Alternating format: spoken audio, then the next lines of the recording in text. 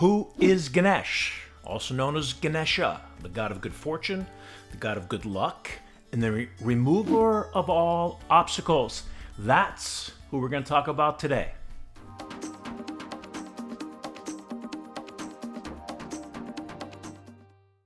This is the first time we're meeting. My name is Jimmy Barkan.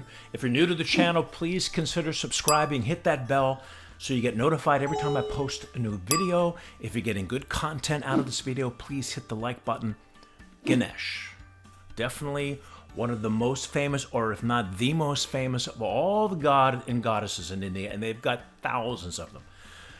But it's important to understand, though, because in India, the god and goddesses, it all comes from the religion of Hinduism. But it's a monotheistic religion, one god. But they have all of these god and goddesses that represent different aspects of the one god. So Ganesh, or Ganesha, we're going to go over the story of Ganesha and the symbolism and how we can relate that symbolism to today's time, especially in the way we practice yoga. So let's talk about the story first. And there are a couple stories. This particular story I like because this version really brings back the point that I'm trying to make of relativism versus literalism, which we talked about in the title. So Ganesha was actually a creation of his mother, Parvati, who was the wife of Shiva.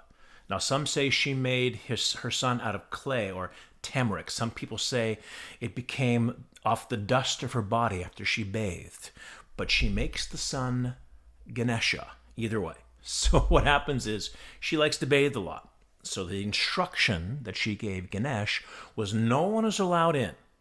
Under any circumstances, don't let anybody into the house. You have to be now the protector of the house. Now, there's another story that says Shiva was going to go off on a long journey, and he tells Ganesh, no one, your instruction is, this is your literal instruction, no one is allowed in the house.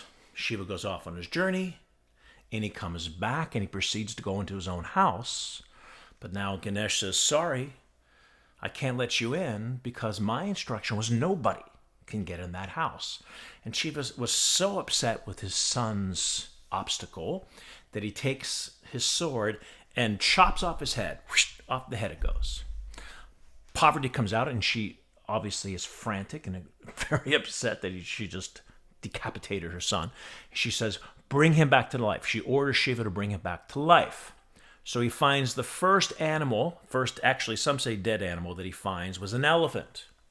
Takes the elephant head and sticks it on his son, because the son was a normal boy before that, and that's how he gets his elephant head. This, by the way, is my favorite Ganesh statue. I bought this in India. It's made out of avertine, not jade. Some people say it's jade, but it's avertine, and it's heavy.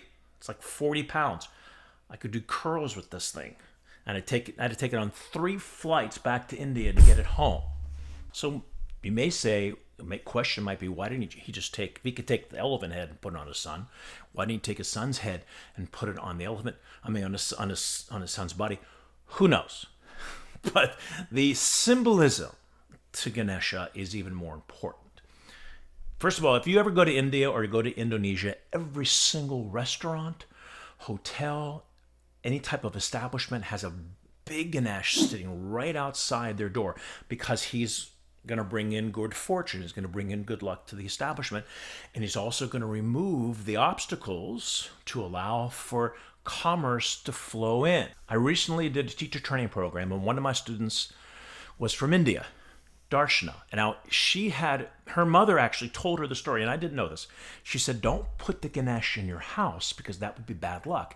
That's why in India, in Indonesia, they're all in front of the businesses. Now I said, oh my goodness, because I got tons of Ganeshas in my house. This one from India, this one from Sedona, and this is a cool one.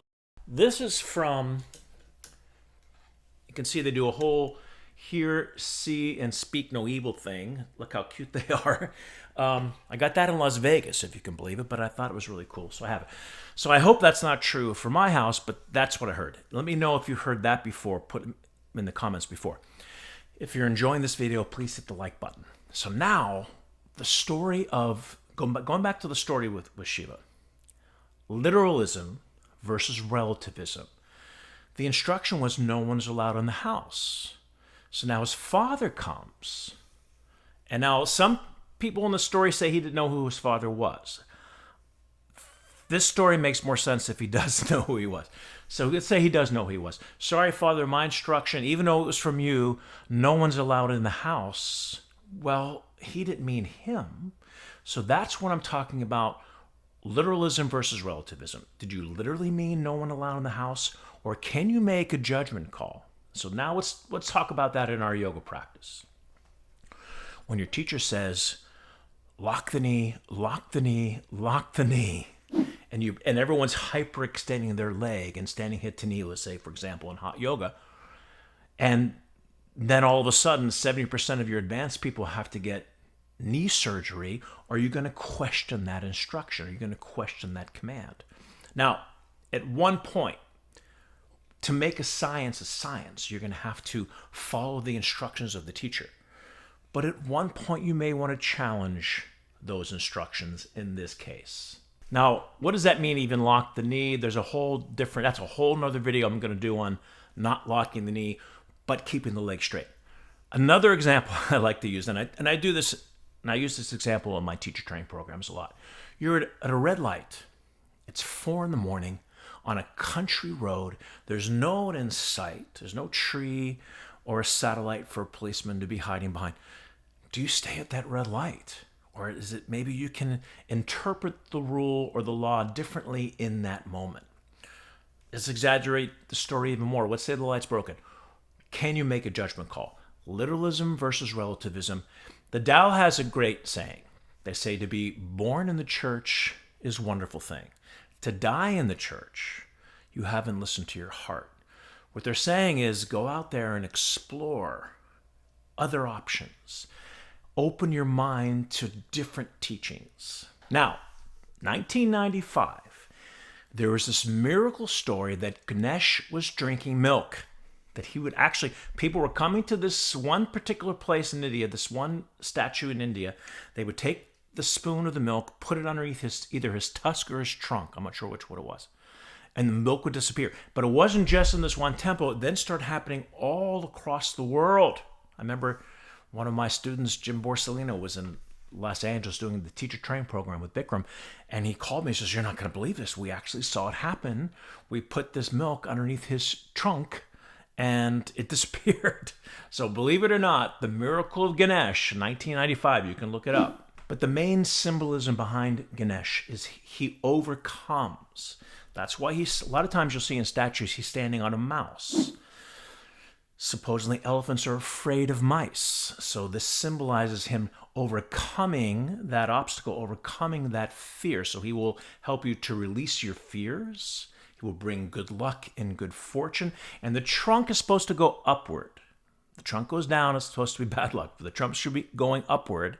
And then that's Ganesh offering you good luck on your journey, especially on your yogic path. So he's also known as the Lord of Yoga, because he was the son of Shiva. And Shiva and Ganesh are known as the Lord of Tantra Yoga. So Lord of Yoga, Tantric Yoga, and that's going to be a whole nother video. They have different styles or different schools of Tantrism. There's the Buddhist Tantric Yogic path, or if you practice Tantra Yoga, you are a Tantrika.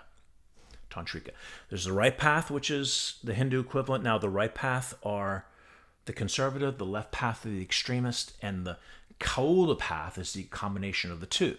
The Kaula path is where Hatha Yoga comes from. Now, some members of the Kaula path and also the extreme path believes not only do the god and goddesses are real, but they exist in the astral plane, and they could conjure them if they need to remove obstacles in their lives. They would conjure Ganesh. If they need, let's say, more money in their life, they would conjure Lakshmi. And some of the extremists believe they actually become them. Tell me what you think about that in the comments below. If you're enjoying this video, please hit the like button and share it with your friends. So the symbolism of Ganesh, to remove the obstacles in your life that are stopping you from moving forward, to bring good luck and good fortune, and just having those. That's why I like having all these statues, not just in my home, but in my school. Maybe I should get them out of my home if I believe my student's mother. Let me know what your thoughts are on Ganesh. If any stories to share with me, I'd be really interested to hear them. So that's the story and the symbolism behind Ganesh. Let me know if you're a literal or a relative student or teacher. If you're new to the channel, please consider subscribing and hit that little bell. Then you get notified every time I post a new video, and share it with your friends. Say hello in the comments below, and I will see you the next video.